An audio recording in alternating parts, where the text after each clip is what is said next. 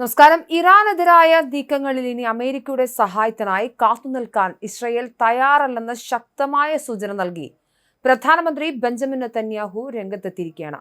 വിദേശ രാജ്യങ്ങളിൽ നിന്നുള്ള ആയുധ ഇറക്കുമതി പൂർണ്ണമായും കുറച്ചുകൊണ്ട് സ്വന്തം നിലയ്ക്ക് പ്രതിരോധ ശേഷി വർദ്ധിപ്പിക്കാൻ ഇസ്രയേൽ അടിയന്തര നടപടികൾ സ്വീകരിക്കണമെന്നാണ് നെതന്യാഹു ആവശ്യപ്പെട്ടിരിക്കുന്നത്.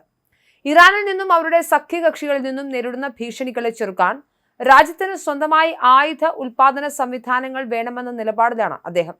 വെസ്റ്റ് ബാങ്കിലെ ഗുഷ് എറ്റ്സിയോൻ കുടിയേറ്റ മേഖലയിൽ സംഘടിപ്പിച്ച സൈനിക ഉദ്യോഗസ്ഥരുടെ യോഗത്തിലാണ് ഇസ്രയേൽ പ്രധാനമന്ത്രി നയപരമായ പ്രഖ്യാപനം നടത്തിയത്. വാഷിംഗ്ടണിൽ നിന്നും ഇതുവരെ ലഭിച്ച വലിയ പിന്തുണയ്ക്ക് നന്ദി പറയുമ്പോഴും ഭാവിയിൽ പരമാധികാരം നിലനിർത്താൻ സ്വയം പര്യാപ്തത അനിവാര്യമാണെന്ന് അദ്ദേഹം ഓർമ്മിപ്പിച്ചു. നമുക്ക് നമ്മുടേതായ ഒരു സ്വതന്ത്ര ആയുധോൽപാദന ശൃംഖല ആവശ്യമാണെന്നും സ്വന്തം കരുത്തിൽ വേണം ആയുധങ്ങൾ നിർമ്മിക്കേണ്ടതെന്നും നെതന്യാഹു സൈനികരോട് വ്യക്തമാക്കി.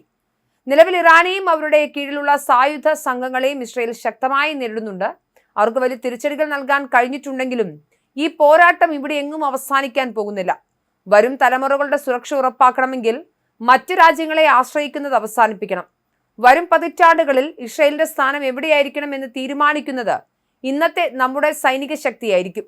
അതിനായി അത്യാധുനിക സാങ്കേതിക വിദ്യകൾ സ്വീകരിക്കുകയും മികച്ച കമാൻഡർമാരെ വാർത്തെടുക്കുകയും വേണമെന്നും അദ്ദേഹം കൂട്ടിച്ചേർത്തു. ടെഹ്റാനുമായി അമേരിക്ക നടത്തുന്ന നയതന്ത്ര ചർച്ചകളിൽ ഇസ്രയേലിനുള്ള കടുത്ത അതൃപ്തിയാണ് നെതന്യാഹുവിന്റെ വാക്കുകളിൽ നിഴലിക്കുന്നത്.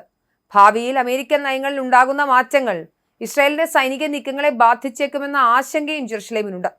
കഴിഞ്ഞ ദിവസങ്ങളിൽ American vice president JD Vance നടത്തിയ പ്രസ്താവനയും ഇതിന് ആക്കം കൂട്ടുന്നു. ഇസ്രയേലിന്റെ പ്രതിരോധ ആയുധങ്ങളുടെ 2/3 നൽകിയത് അമേരിക്കയാണെന്നായിരുന്നു വാൻസിന്റെ വെളിപ്പെടുത്തൽ.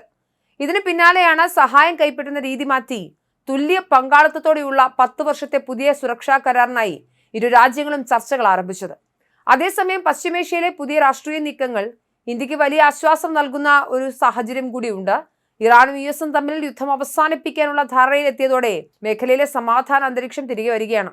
ഇതിന്റെ ഭാഗമായി ഇന്ത്യയിലേക്കുള്ള പ്രധാന ഇന്ധന ചരക്ക് കപ്പലുകൾ ഹോർമൂസ് കടലിടുക്ക് സുരക്ഷിതമായി കടന്നതായി ഇന്ത്യൻ വിദേശകാര്യ മന്ത്രാലയം സ്ഥിരീകരിക്കുന്നു. അസംസ്കൃത എണ്ണ, പാചകവാതകം, വളങ്ങൾ എന്നിവയുമായി വന്ന 11 കപ്പലുകളാണ് കടലിടുക്ക് കടന്നത്. കൂടാതെ ഇന്ത്യയിൽ നിന്നും 2 ചരക്ക് കപ്പലുകൾ പശ്ചിമേഷ്യൻ രാജ്യങ്ങളിലേക്ക് യാത്ര തിരിച്ചിട്ടുമുണ്ട്. ഇസ്രായേൽ സ്വയം പര്യാപ്തതയിലേക്ക് നീങ്ങുമ്പോൾ പശ്ചിമേഷ്യൻ സമാധാനം ആഗോള വിപണിക്ക്, പ്രത്യേകിച്ച് ഇന്ത്യക്ക് അനുകൂലമായി മാറുന്ന കാഴ്ചയാണ് ഇപ്പോൾ കാണാൻ സാധിക്കുന്നത്. അതേസമയം സമാധാന കരാറിൽ ഇറാൻ ഉറച്ചു നിൽക്കുന്നില്ലെങ്കിൽ തനിക്ക് ചെയ്യാനുള്ളത് താൻ ചെയ്യുമെന്ന് US പ്രസിഡന്റ് ഡൊണാൾഡ് ട്രംപിന്റെ ഭീഷണി വീണ്ടും വരികയാണ്. വൈറ്റ് ഹൗസിൽ മാധ്യമങ്ങളോട് സംസാരിക്കവെയാണ് ട്രംപ് ഇറാനെതിരെ ഭീഷണി മുഴക്കുന്നത്.